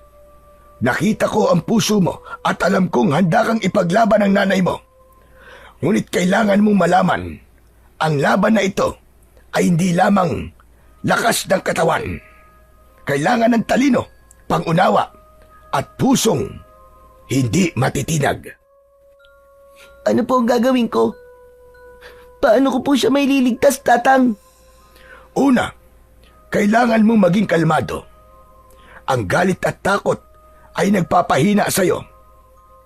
Pangalawa, kailangan mong kilalanin ang kanyang pagbabago. Huwag mong tularan ang galit niya, ngunit huwag mo rin siyang hayaan na malugmok ka. Pangatlo, may mga bagay sa mundo na hindi mo pa nakikita. Ngunit ang talon na ito, ang tubig nito, ay may kapangyarihan. Kapangyarihan? Ano po ang kapangyarihan ng tubig na ito? Ang tubig na ito ay nakakagamot, nakakapigil ng pagbabago, Kapag ang nanay mo o sino man ay nadadala ng puwersa ng dilim, ang tubig na ito ay pwede silang pabalikin sa katotohanan. Ngunit hindi basta-basta dahil kailangan ng lakas, tiwala at tapang. Gagawin ko po, Tatang. Kailangan ko pong iligtas ang nanay ko sa kahit na ano pong paraan. Tama! Ngunit tandaan mo, hindi ito magiging madali. Hindi mo ito magagawa ng mag-isa. Kailangan mo ring magtiwala sa sarili mo.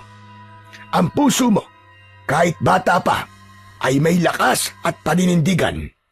Ngunit kailangan mong patatagin ang isip at damdamin mo. Opo, gagawin ko po, Tatang. Ang unang akbang, kailangang talunin natin ang aswang. Tatalunin natin si Mang Kaloy.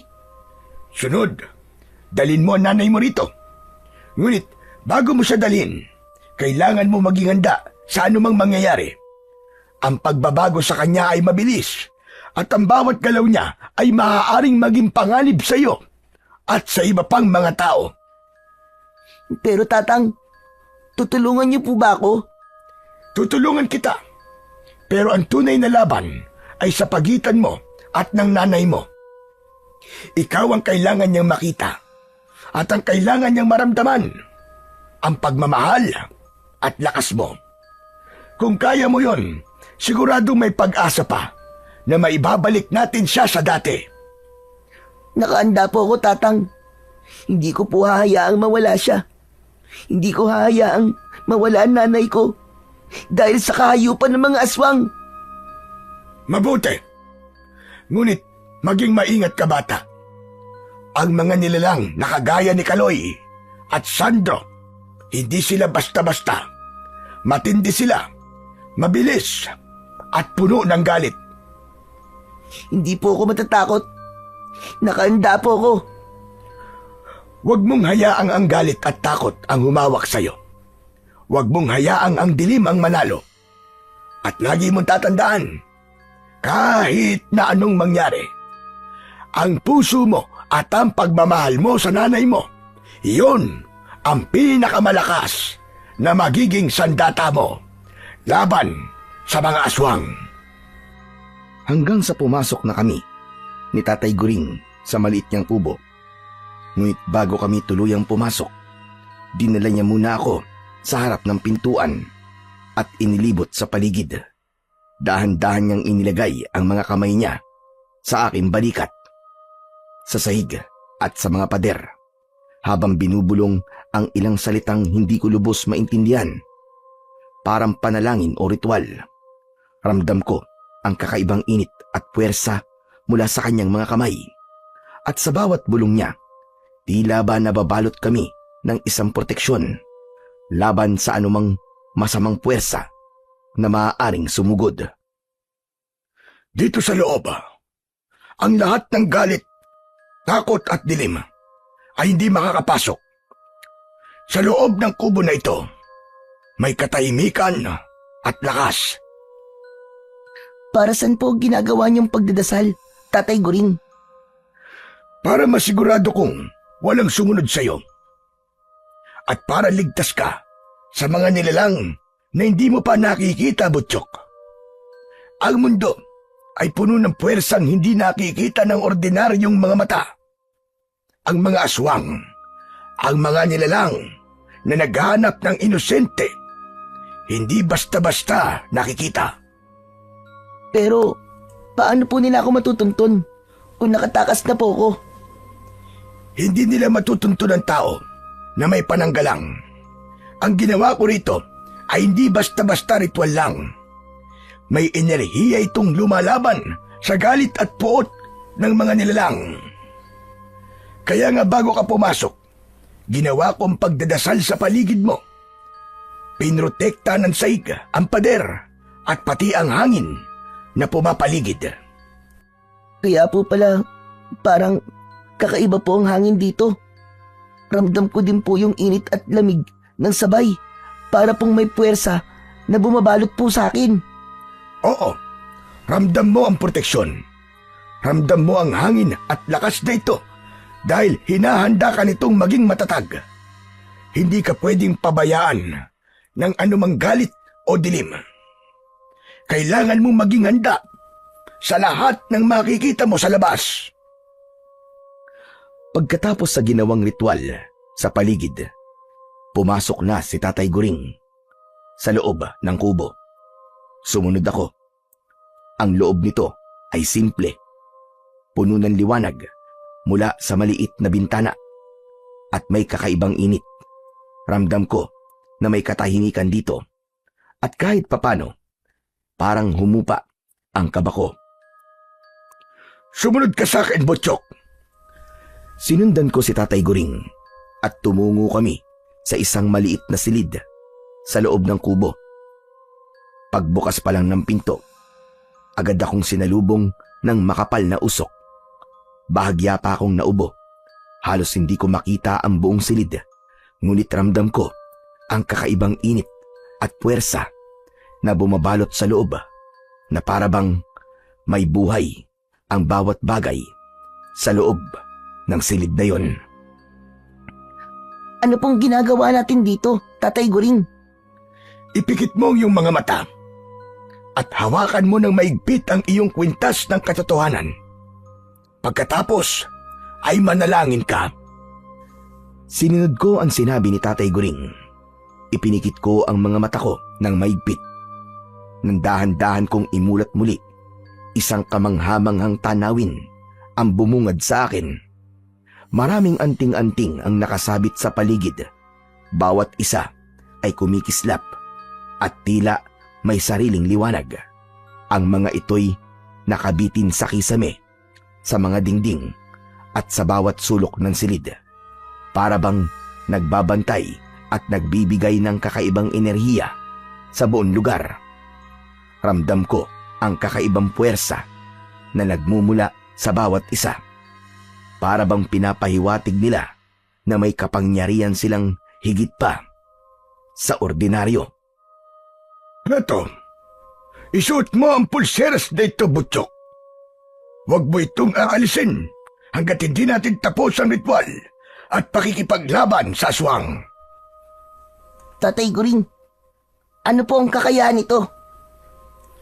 Ang pulseras na yan ay hindi ordinaryo. Ito ay magbibigay sa iyo ng lakas at proteksyon. Isang uri ng enerhiya na makakatulong sa iyo sa laban na darating. Bukas, magkakaroon tayo ng ritual sa lahat ng anting-anting na nakasabit sa silid. At sa ritual na yon, ang kanilang kapangyarihan ay lalabas at mas lalo silang magiging malakas. Paano po nila ako matutulungan? Ang anting-anting ay mga tagapagtanggol. Hindi lang sila basta dekorasyon o pamana ng mga sinauna. May buhay at puwersa silang nakatago. At sa ritual na yon, mailalabas sa kanilang enerhiya para ipagtanggol ka at tulungan kang iligtas ang nanay mo. Ngunit tandaan mo, kahit gaano kalakas sa mga ito, ang tunay na lakas ay nasa puso mo. Opo, Tatay Guring. Handa na po akong gawin ang lahat, kahit ano pa man po mangyari. Tama! Bukas, magiging simula ng totoong paghahanda mo. Huwag mong kalimutan, Butchok, ang tapang, pagmamahal at determinasyon mo ang pinakamalakas na sandata mo. Ang anting-anting ay makakatulong lang sa iyo, ngunit ikaw ang magpapasya kung paano mo ito gagamitin. Opo. Siya, sa ngayon, magpahinga ka na. Kinabukasan, sabay namin ni Tatay Guring hinintay ang pagdating ng 12:00 ng hating gabi. Sa ilalim ng kabilugan ng buwan, isasagawa ang ritual. Tatay Guring, handa na po ba tayo? Oo, Butchok. Ngayong gabi, sa ilalim ng kabilugan ng buwan, isasagawa natin ang ritual. Ang bawat anting-anting ay isasawsaw sa tubig ng talon at ang puwersa ng tubig ay magbubukas sa kanila. Ramdam mo ba ang lakas sa paligid? Ramdam ko ang malamig at malakas na simoy ng hangin na dumadaloy sa paligid. Parang humihinga ang buong kakauyan. Ang tunog ng tubig ng talon ay parang musika na parabang bumubuo ito ng kakaibang enerhiya sa hangin. Opo, Tatay Guring. Ramdam ko po ang kakaibang lakas. Para pong may pumapaloob po sa akin. Maganda yan. Ngayon, isa-isa nating isawsaw sa tubig ang mga anting-anting. Isipin mo ang proteksyon, ang kapangyarihan, at ang pagmamahal mo sa nanay mo habang ginagawa mo ito. Dahan-dahan niyang binigay sa akin ang unang anting-anting. Isinawsaw ko ito sa malamig na tubig ng talon. Sa sandaling nahulog ito sa tubig, para bang may liwanag na bumalot sa paligid at ramdam ko ang kakaibang init sa kamay ko at sa pulso ko mula sa pulseras. Sa ilalim ng liwanag ng buwan, sa tubig ng talon, hayaan mong lumabas ang puwersa ng bawat anting-anting. Protektahan ang may dalang kabutihan. Iligtas ang inosente at palakasin ang puso ng nagmamahal. Isa-isang isinawsaw namin ang bawat anting-anting. Sa bawat paglubog ng mga ito sa tubig, ramdam ko ang lakas na bumabalot sa paligid. Tila pumapaligid sa akin at sa buong talon. Ramdam na ramdam ko po, Tatay Guring. Para pong bigla po akong lumalakas. Tama, Butchok. Huwag mong kalimutan ang kapangyarihan ng anting-anting ay makakatulong. Ngunit ang tunay na lakas ay nasa puso mo. Kapag kinakailangan mong labanan ng dilim, ang pagmamahal mo at ang tapang mo ang magsisilbing sandata. Matapos ang huling anting-anting, tumayo si Tatay Guring sa gilid ng talon. Nakatingin sa liwanag ng buwan. Ngayon, Butchok, handang-handa ka na. Sa sandaling kailanganin mo, gamitin mo ang anting-anting. Huwag kang magdadalawang isip na gamitin ang lakas ng porselas. At higit sa lahat, gamitin mo ang puso mo. Ang nanay mo, kailangan kanya. At ang kapangyarihan ng anting-anting ay magsisilbing tulay para sa kanya at sayo. Tumayo ako, hawak ang pulseras at ang mga anting-anting. Ramdam ko ang buong paligid na parang buhay.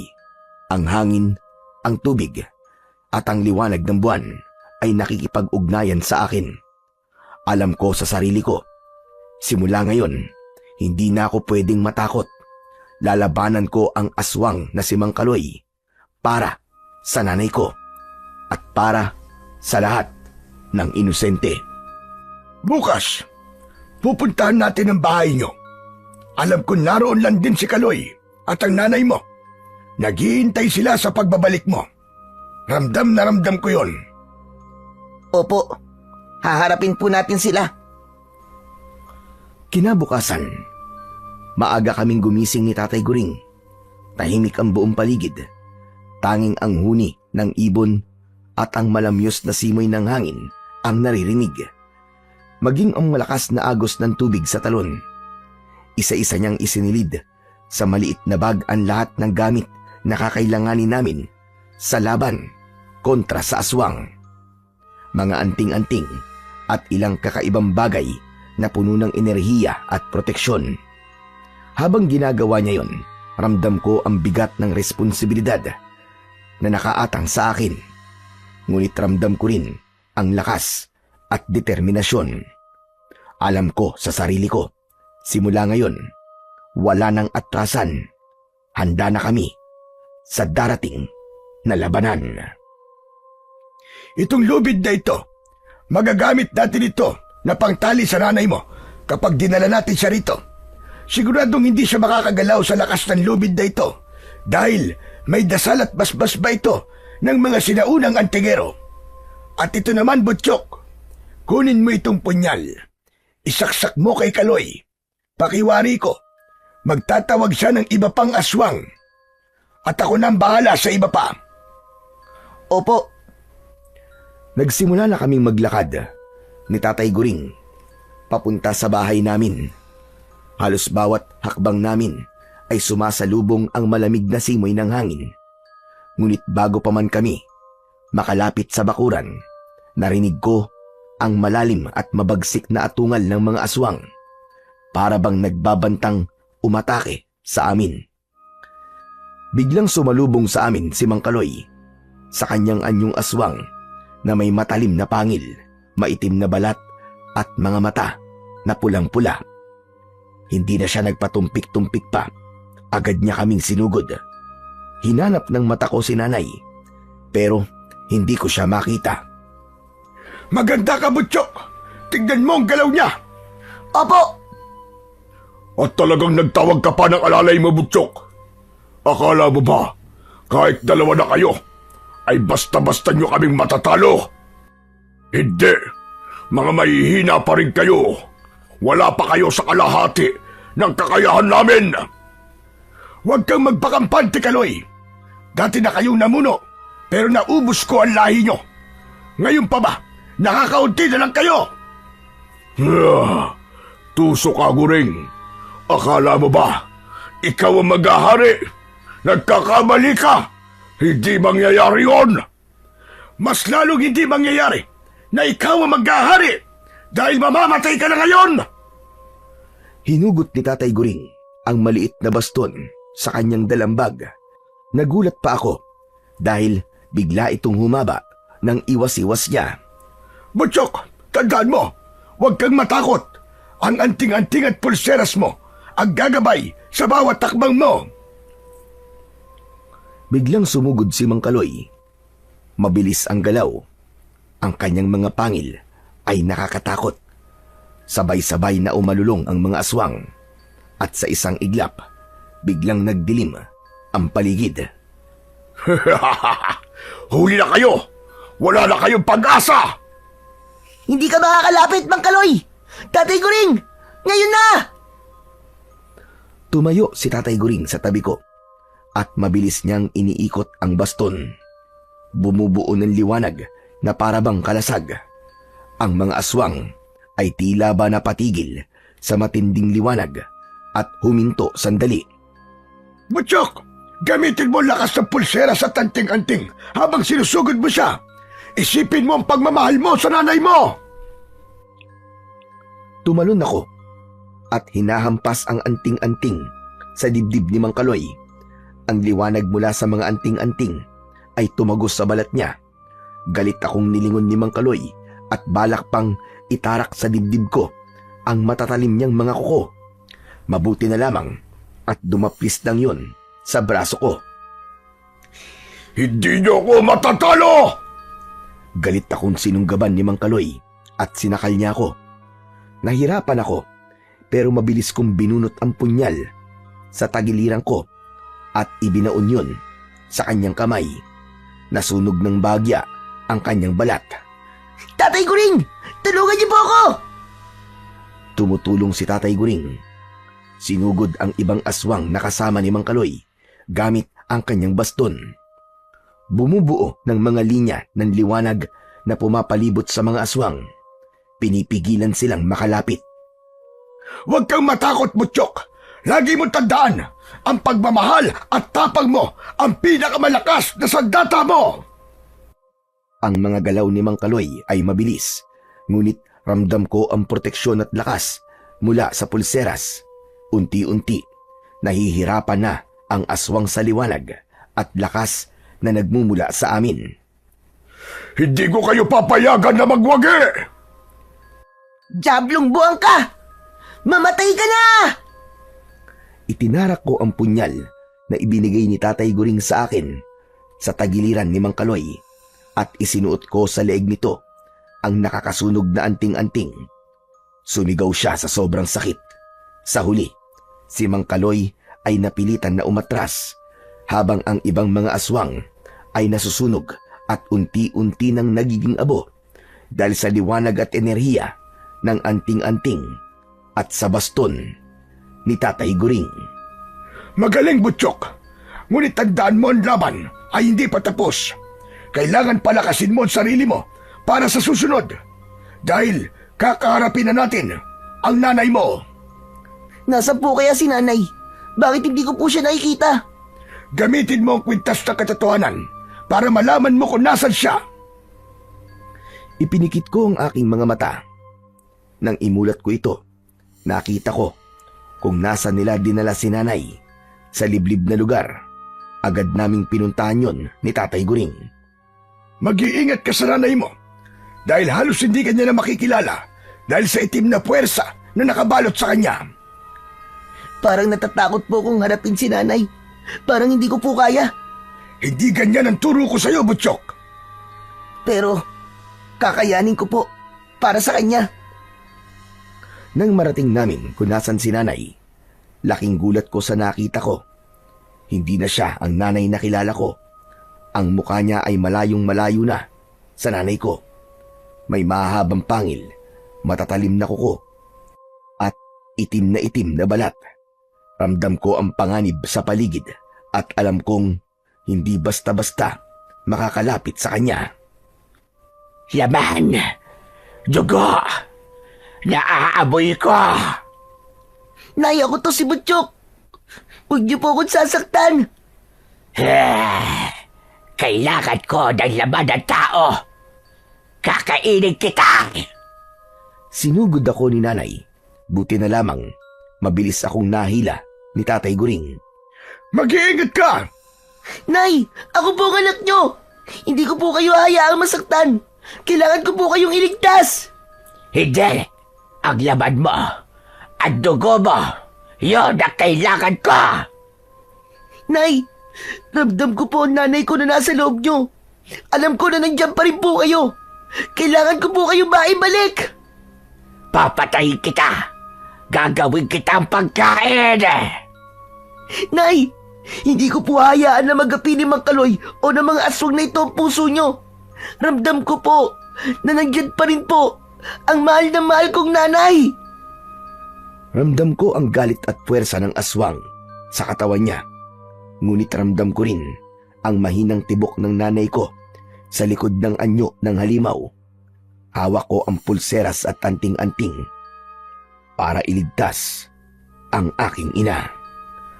Inabot sa akin ni Tatay Guring ang matibay na lubid at kahit nanginginig ang mga kamay ko, ipinulupot ko yun sa katawan ni nanay. Nagpumiglas siya. Ramdam ko ang init ng balat niya. Parang nagliliyab sa galit habang pilit kong hinahawakan ang dulo ng lubid.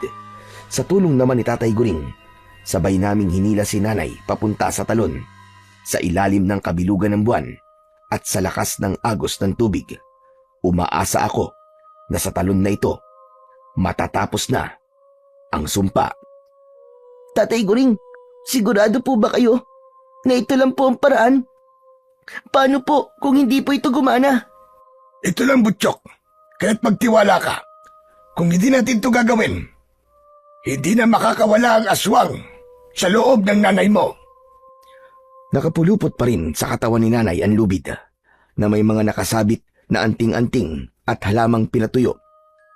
Patuloy siyang nagpupumiglas at gumagaralgal ang boses na hindi na tunog tao. Nay, ako po to si Butchok. Hindi niyo po ba ako nakikilala? Ako po ang anak niyo. Nay, makinig po kayo sa akin. Sa tubig ng talon, diyan magsisimula ang pagbabalik niya. Ang tubig ng talon na yan ay banal, pinagpala ng mga ninuno, pero delikado dahil pwedeng kainin ng sumpa ang kaluluwa ng sino mang masasangkot. Kinuha ni Tatay Guring ang isang mangkok na gawa sa baon ng nyog. Sumalok siya ng tubig mula sa talon at nilagyan ng dinurog na ugat ng punong akasya at abo ng lumang papel na may orasyon. Sa ngalan ng liwanag, alisin ang dilim. Sa ngalan ng dugo, pawiin ang kasamaan. Butchok, halika, ilapit mo siya sa tubig. Opo, Tatay Guring. Esmeralda, kung naririnig mo pa ako, lumaban ka. Huwag mong hayaang kainin ka ng dilim. Sa isang iglap, nagsimulang umiyak si nanay. Hindi ko alam kung dahil ba sa sakit o dahil naririnig niya kami. Butchok! Butchok, anak! Tulungan mo ako! Nay, nandito po ako. Hawak ko po ang kamay niyo. Lumaban po kayo, Nay. Huwag kang bibitaw, Butchok. Yan ang sumpa. Kailangan mailubog na sa ngayon. Sabay naming hinawakan ni Tatay Guring si nanay. Sa lakas ng agos ng tubig, halos matumba kami. Isinubsob namin siya sa malamig na tubig ng talon. Nagpupumiglas siya, sumisigaw, pero tuloy-tuloy naming nilulubog ang ulo niya habang inuusal ni Tatay Guring ang orasyon. Nagliwanag ang tubig sa paligid namin. Ang katawan ni Nanay ay nagsimulang manginig at sa bawat pag-ahon ng ulo niya ay lumalabas ang itim na usok na unti-unting tinatangay ng hangin. Tatay Guring, ano po nangyayari kay Nanay? Lumalaban siya! Huwag kang matakot! Konti na lang! Ilang saglit pa, biglang huminto ang paggalaw ni Nanay. Ang tubig sa talon ay umagos na rin ng marahan. Dinala namin si Nanay sa pangpang at dahan-dahan niyang iminulat ang mga mata niya. Bumalik na uli sa dati si Nanay. Butchok! Butchok, anak! Nay, salamat po! Akala ko tuluyan na po tayo magkakahiwalay. Napaupo kami sa gilid ng talon. Si Tatay Guring ay nakatingala sa langit na para bang nagpapasalamat. Tapos na, Butchok. Nalabanan ng nanay mo ang sumpa. Pero tandaan mo, hindi nawawala ang dilim. Natutulog lang. Bantayan mo siya. Bantayan mo at sarili mo. Maraming salamat po, Tatay Guring. Tapos na ang laban, pero alam kong marami pa rin akong kakaharapin sa buhay. Hanggang dito na lang po ang aking istoryang kababalagan. Ngayon ay tahimik at payapa na po akong nakatira sa probinsya ng asawa ko sa Davao, kasama ang aking asawa at mga anak. Isa na rin akong hilot, yung mga taong tumutulong sa mga nanganganak. Si Nanay, 3 taon na mula nang siya ay pumanaw. Sa tuwing naaalala ko siya, bumabalik sa isip ko ang mga gabi ng takot, pakikipagpambuno sa mga aswang, at pag-asa. Si Tatay Guring naman, matapos ang pakikipaglaban namin sa mga aswang, ay umalis na rin sa aming probinsya at tumira sa anak niya sa Dumaguete. Doon daw siya maghahanap ng kapayapaan. Sa ngayon, masaya ako. Marami akong natutunan sa mga nangyari. Isa sa pinakamahalaga ay ang walang mas makapangyarihan kaysa sa pagmamahal. Gaano man kadilim ang paligid, sapagkat sa dulo ng bawat bangungot, pagmamahal pa rin ang ilaw na magbabalik sa atin sa liwanag. Maraming salamat po sa inyong pakikinig.